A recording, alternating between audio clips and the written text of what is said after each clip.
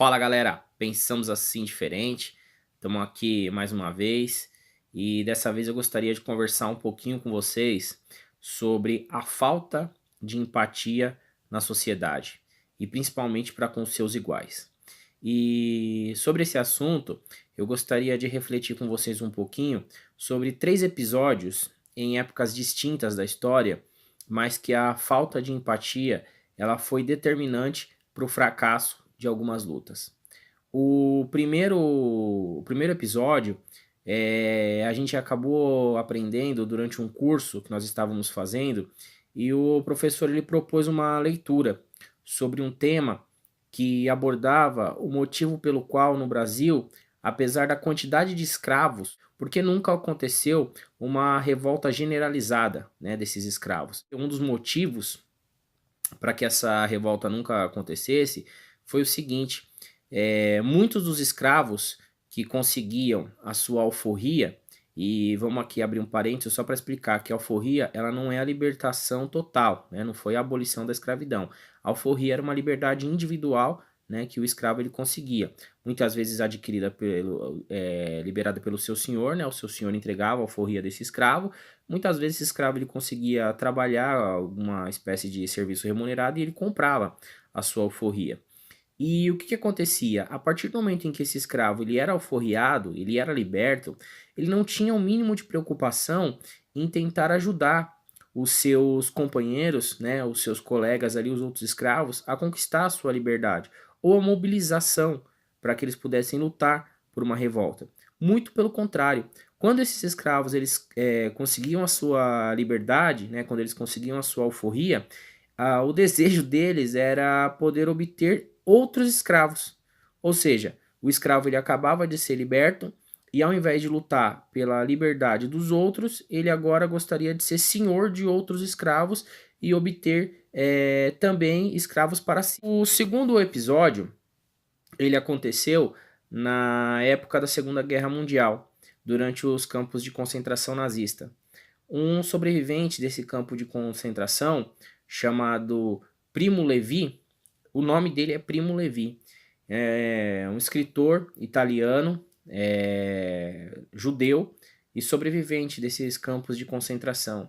E em meio a todos os horrores da Segunda Guerra Mundial, e em meio a todos os horrores que o nazismo ele produziu na Europa, houve algo que chamou a atenção dele nos escritos e ele registrou. Nos campos de concentração, algumas vezes os nazistas eles escolhiam entre os próprios prisioneiros dos campos pessoas para cuidarem dos outros prisioneiros, uma espécie de líder, uma espécie de encarregado. E em troca disso eles teriam algumas regalias, né? Um lugar melhor para poder descansar, trabalhar com um pouco menos de sofrimento, né? Comer, se alimentar um pouquinho melhor. E em troca disso eles teriam que ser cuidadores, né, dos outros prisioneiros que ali estavam. E uma coisa que chama muito a atenção do Primo Levi é que ele diz nos seus relatos que nem entre os oficiais da SS, que era a tropa de elite do nazismo, de Hitler, nem entre eles se viu tamanha crueldade para com os judeus do que os seus próprios companheiros faziam quando estavam numa posição superior. O terceiro episódio é mais recente, está acontecendo na verdade aqui no Brasil, e é a falta de identificação da classe trabalhadora. De mais nada, é bom a gente deixar claro quem é a classe trabalhadora, né? A classe trabalhadora são todos aqueles que vivem da venda da sua mão de obra, né? Que ele vende a sua força de trabalho em troca de salário. Isso, aquele camarada que é médico, o advogado, o engenheiro, mesmo que ele tenha o seu próprio negócio, quando ele vende a sua força de trabalho em troca de remuneração, em troca de salário, ele se torna classe trabalhadora. Assim como aqueles que têm carteira assinada, assim como aquele proprietário do seu pequeno negócio, que todos os dias pela manhã ele abre seu comércio e atende clientes e atende fornecedores, e depois ele faz a contabilidade do seu estoque, né, dos seus lucros, e ele fecha o seu estabelecimento. Ele também faz parte da classe trabalhadora. Independente do seu salário, se você ganha um salário mínimo, 5, 10 mil reais, se você vende a sua força de trabalho, se você depende daquilo que você faz para ganhar o seu salário, você faz parte da classe trabalhadora. Só não faz parte da classe trabalhadora aqueles que ganham sem trabalhar. Ou seja, aqueles que são proprietários de grandes empresas, toda a sua riqueza ela advém do fruto do trabalho dos outros. Os rentistas que não produzem um prego sequer e têm a sua renda vinda do rentismo, de aplicações financeiras, e convencer o trabalhador que perder direitos é ruim. Como é difícil convencer o trabalhador que não é legal desregulamentar as relações de trabalho. As pessoas elas começam a acreditar em ideias como, por exemplo, de João Amoedo do Partido Novo, onde ele diz que se o governo não interferir, os patrões eles vão dar, por vontade própria, melhores salários, melhores condições de trabalho. As pessoas acreditam, por exemplo, no que o Jair Bolsonaro fala, que os direitos fazem com que os patrões eles deixem de dar emprego. Esse é o mesmo discurso do PSDB e de todos aqueles que aprovaram a reforma trabalhista, a terceirização e o congelamento dos investimentos sociais por 20 anos.